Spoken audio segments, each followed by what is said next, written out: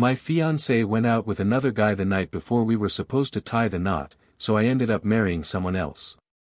I always figured the evening before my big day would be pure joy, a laid-back night, maybe cracking open a few beers with my best buds, soaking in the calm before diving into forever.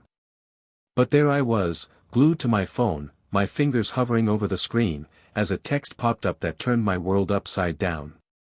My buddy Tyler, who's been my ride or die since our college days, sent me a gut punch of a message. Man, I hate to break this to you, but she's out with some other dude. I stared at the words, my brain struggling to catch up. Tyler and I had been through thick and thin. If he was saying this, it wasn't some prank or mix-up. A moment later, another text buzzed through, this one with a picture attached. There she was, my fiancée, perched at a fancy restaurant table lit by flickering candles, a flute of champagne in her hand, her face all warm and radiant in the soft glow. Across from her, some guy in a sharp navy suit leaned in, chuckling at whatever she'd just said. A weird calm washed over me, not rage, not even a broken heart, just this crystal-clear realization. This was happening. She was on a date the night before we were supposed to say, I do. I sat there for what felt like forever, just staring at my phone, my mind completely blank. Then, almost like my hands were moving on their own, I tapped her number. She answered after a couple of rings. Hey, hon, she chirped, all bright and cheery, what's going on? I took a deep breath, steadying myself. Where you at right now? A quick pause, then she came back, smooth as ever, oh, just grabbing a bite with the girls. You know, a little last-second girls' night before the wedding. I gritted my teeth, keeping my voice even. That's weird, I said, 'cause I just got a photo of you cozying up with some guy in a suit. Dead silence. Then she let out a shaky laugh. Chris, don't be silly, that's absurd. I didn't bite, just let the quiet hang heavy between us. She cleared her throat, her voice wobbling. Listen, I don't know what you heard, but you're blowing this out of proportion. It's not what it looks like. I let out a slow breath. I don't need you to explain it. Another pause, this one stretching out longer. What's that supposed to mean? I leaned against the kitchen counter, my eyes locked on the engagement ring sitting there, the one I'd scrimped and saved for months to buy, the one I was gonna slide onto her finger tomorrow in front of everyone we loved. There ain't gonna be a wedding tomorrow, I said, my voice flat. Her tone shifted, panicked. Chris, hold on, don't do anything rash. Can we just, I cut her off, hanging up the phone. My phone kept buzzing, call after call, text after text, each one more frantic than the last. I didn't answer a single one, just got up, wandered over to my liquor cabinet, and poured myself a stiff drink. I had no clue what tomorrow would hold, but one thing was for damn sure, I wasn't putting a ring on her finger. The phone wouldn't quit vibrating, shaking on the counter like she thought she could still salvage this mess. I left it there, untouched. I didn't need her excuses, her smooth-talking lies, or whatever story she'd spin to make me doubt what I'd seen. That photo in my hand was all the truth I needed, a snapshot that screamed louder than any words could. Instead of picking up, I powered off my phone and sat in the stillness of my apartment, letting the weight of it all settle over me. Just a day ago, I'd been pumped about my wedding, ready to pledge my life to a woman I thought I knew inside and out. Now, in the blink of an eye, everything was different. I'd pictured waking up tomorrow, my stomach doing flips from excitement, surrounded by my family and friends, slipping into my tux, and striding down the aisle toward the woman I'd chosen to build a life with, but now, all I could feel was this strange sense of relief washing over me. It came in waves, hitting me hard as I realized how smoothly she'd spun her lies, how casually she'd gone out with another guy the night before we were supposed to get hitched, like vowing her life to me was no big deal. When I called her out, she didn't even flinch or seem remotely sorry, just kept up the act like it was all a big misunderstanding. It felt like she was playing some kind of game, and for the first time, it clicked. I wasn't torn up or even pissed off, I was free, like a weight I didn't know I was carrying had finally lifted. For the first time in what felt like forever, my head was clear, like I'd just dodged a massive bullet I'd been too caught up to notice. Looking back, the warning signs were there all along, but I'd been so wrapped up in what I thought was love that I ignored them. The way she'd been pulling away lately, how she cared more about the wedding's Instagram aesthetic than our actual life together, those little white lies I let slide because I didn't want to come off as paranoid. But now, my eyes were wide open, and I could see it all for what it was. I snatched my keys and bolted out of my apartment, desperate to escape the heavy silence that was closing in around me. The city streets were quieter than usual, just a soft hum of life in the background as I drove aimlessly, letting the road take me wherever. Before I knew it, my gut had led me straight to Tyler's place, my best friend's house looming in the glow of the streetlights. Tyler yanked the door open almost the second I knocked, his face tight with worry, like he'd been sitting by the phone waiting for me to show up. "Man, I was hoping you'd swing by," he said, stepping back to let me in. "You holding up okay?" I let out a long sigh and shook my head, slumping onto his couch. "Honestly, I don't even know." He gave me a nod, like he got exactly how scrambled my head was. "I gotta be real with you," he said, leaning against the wall. "I wasn't sure about sending that picture. Part of me didn't want to wreck your night, but I couldn't let you walk down the aisle without knowing what she was up to." I didn't even have to think about my response. "I'm damn glad you did," I told him. "I would have married her, man." I'd have been standing there, grinning like an idiot, thinking I was the luckiest guy alive, while she knew full well she'd already stabbed me in the back. Tyler raked a hand through his hair, his jaw tight with frustration. "It's messed up, dude. Who goes out with another guy the night before their wedding? Someone who never gave a damn about you, that's who," I said, the words slipping out plain and simple. We sat there for a bit, not saying much, just letting the heaviness of it all sink in between us. Then, out of the blue, Tyler cracked a grin. "So, what's the plan? You gonna show up at the venue tomorrow and call her out in front of everybody, make it a big dramatic scene?" I'll admit, the thought was tempting. A little piece of me wanted to see her squirm when everyone found out what she'd done. But deep down, I knew I didn't need to stoop to that level, that I didn't need to make a big scene to prove I was done with her. Just walking away felt like all the closure I needed. "Nah," I said, shaking my head at Tyler's suggestion. "I'm not gonna waste another minute on her." Tyler flashed a sly grin. "Good call, man, 'cause I got a way better idea." I cocked an eyebrow, curious. "Oh, really? What's that?" "You already shelled out for the venue, the food, the booze, why not turn it into one hell of a party?" I stared at him, caught off guard. "You're saying I should throw a bash instead of my wedding?" "Damn right," he said with a laugh. "Why let all that go to waste? You just sidestepped a train wreck, brother, you oughta be toasting to that." I mulled it over for a moment, the idea sounding nuts at first, borderline ridiculous. But the more it settled in, the more I saw his point. Why mope around tomorrow, drowning in self-pity, when I could be surrounded by folks who actually had my back? A grin crept across my face. "Screw it, let's make it happen." When I woke up the next morning, my phone was blowing up with unread messages.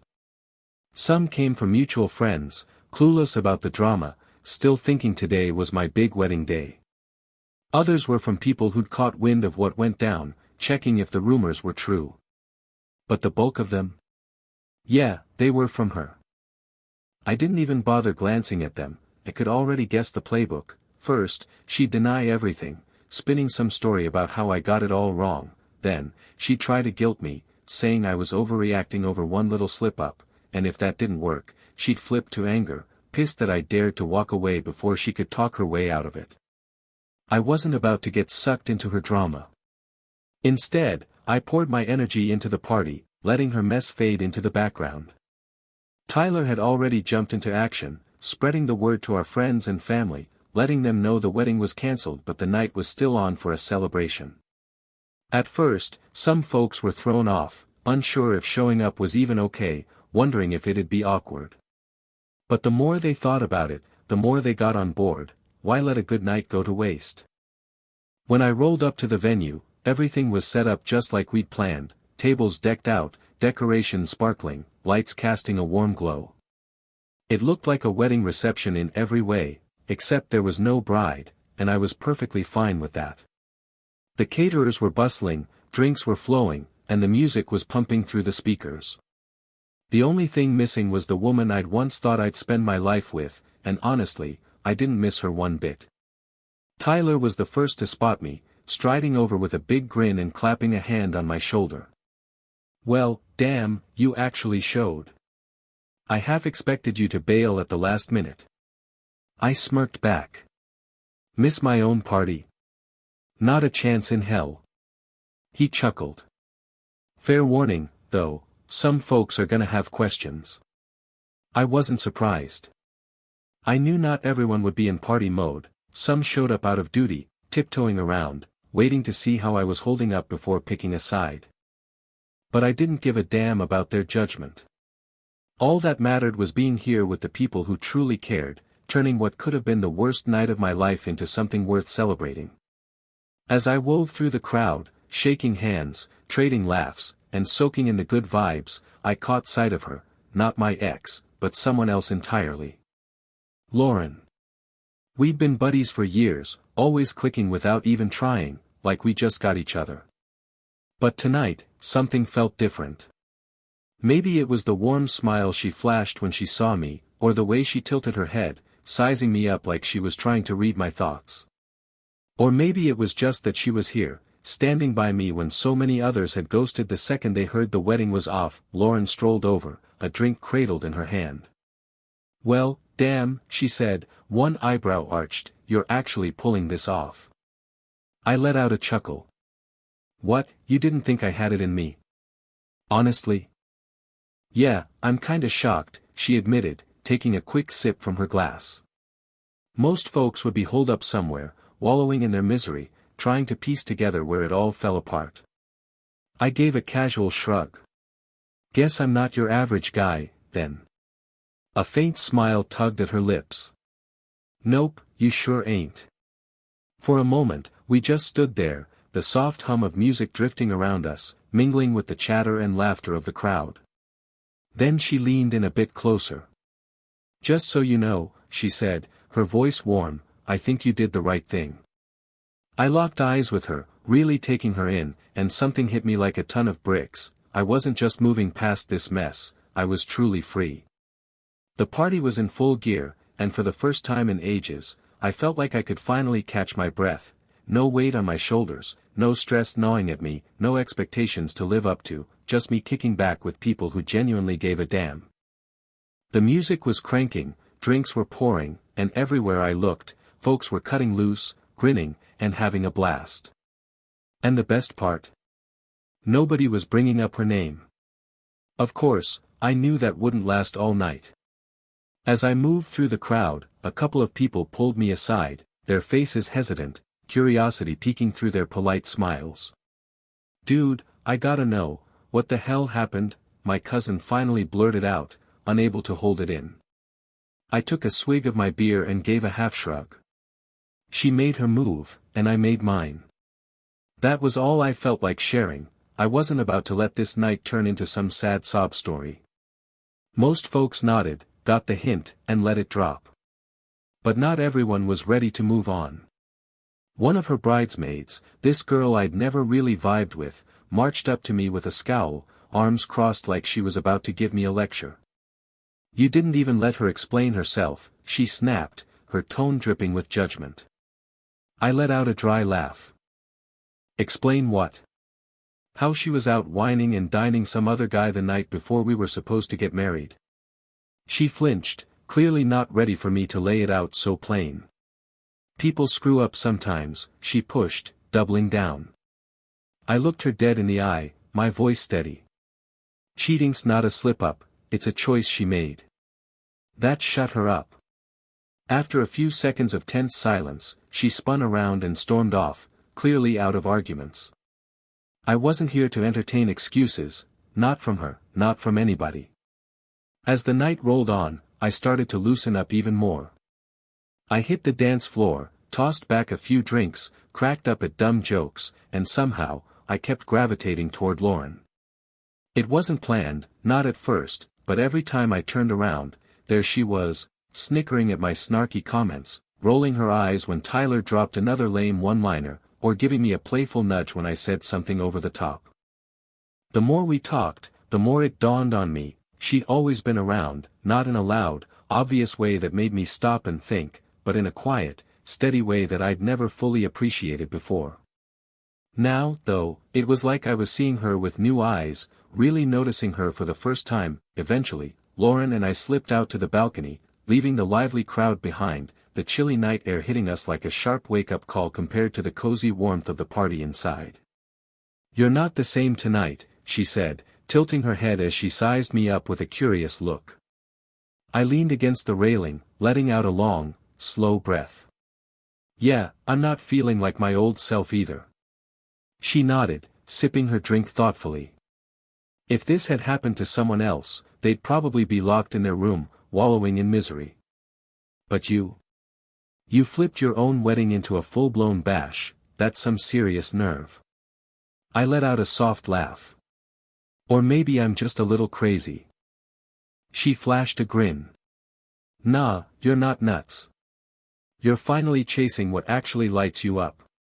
Her words hit me hard, sinking deep into my core. For years, I'd been the guy who followed the script, always doing what was expected, even when it wasn't what I truly wanted. I'd poured months into planning a wedding for a woman who couldn't even bother to stay loyal, convincing myself it was the life I was supposed to want. But out here, standing with Lauren, it hit me like a freight train. I'd been dead wrong. I'd been settling for something that was never built to last. And now, I was done playing that game. After a quiet moment, she spoke up again. "You know, everybody's buzzing about what your next move's gonna be." I smirked, leaning back. "Let em keep guessing." She laughed, shaking her head with a playful glint in her eye. "That's a risky answer, you know." "Maybe," I said, turning to face her square on, "or maybe it's the first time I've been real with myself." She held my gaze, something electric passing between us, unspoken but heavy. Then, with a small, knowing smile, she lifted her glass. "Here's to fresh starts," she said. I tapped my glass against hers. To finally opening my eyes. As I took a swig, it sank in, this was just the start of something new. The night rolled on, but I lost track of the hours. The party's energy never let up, and I found myself catching up with people I hadn't really connected with in ages, old buddies, cousins, even coworkers who'd shown up half curious but stayed for the wild ride. Every time someone asked how I was holding up, I gave the same answer: I was good, better than good, and the crazy thing was, I meant every word. As the drinks kept flowing and the music pumped, I saw folks letting loose, dancing, toasting, laughing like this was the party of the year. It was almost funny. What could have been the worst night of my life had somehow turned into one of the best I'd ever had. Instead of standing at an altar, staring into the eyes of a woman who'd already broken my trust, I was here, cracking up, feeling lighter than I had in forever. But I wasn't the only one picking up on the change. At one point, Tyler yanked me aside, a sly grin plastered on his face. "Yo, dude," he said, giving me a nudge, "you clocking how much you've been hanging with Lauren tonight?" I rolled my eyes, brushing him off. "Come on, man, it's not like that." He raised an eyebrow, not buying it. "Oh, really? Then explain why she's looking at you like you're the best thing since sliced bread." I glanced over his shoulder and spotted Lauren across the room, chatting with one of our friends. But then, like she could sense me, she looked up, her eyes meeting mine. And that smile she gave me, it wasn't just friendly or polite, it was something deeper, something real. Tyler let out a low whistle. "I'm just saying, man, this whole night's turning out way better than you could have planned." I shook my head, chuckling. "It's not that easy, Ty." "Never is," he said with a shrug, "but sometimes the best stuff happens when you quit trying to force the wrong pieces to fit." Tyler's words stuck with me like glue. I'd spent so long telling myself my relationship was the real deal, something worth building a life around, but when it all came crashing down, I saw it for what it was, a mirage I'd been too stubborn to question. Now that my eyes were finally open, I could see everything I'd been blind to for years. The party started to fizzle out around midnight, with folks trickling out the door, heading home. Some gave me a firm handshake, others slapped me on the back with a grin, and a few just shot me a look that said more than any words could have. Before long, it was just me and Lauren, standing by the deserted dance floor, the music still humming softly in the background like a quiet echo of the night. "You made it through," she said, her eyes twinkling with a teasing glint. I flashed a smirk. "What, you thought I'd crash and burn?" She tilted her head, sizing me up for a second. "Maybe a tiny bit. Gotta say, though, you handled this way better than I figured you would." I let out a quiet chuckle. "Believe me, I didn't see any of this coming either." She paused for a moment, then stepped a little closer, her expression softening. "So, what's next for you?" I let that question hang in the air, rolling it over in my mind.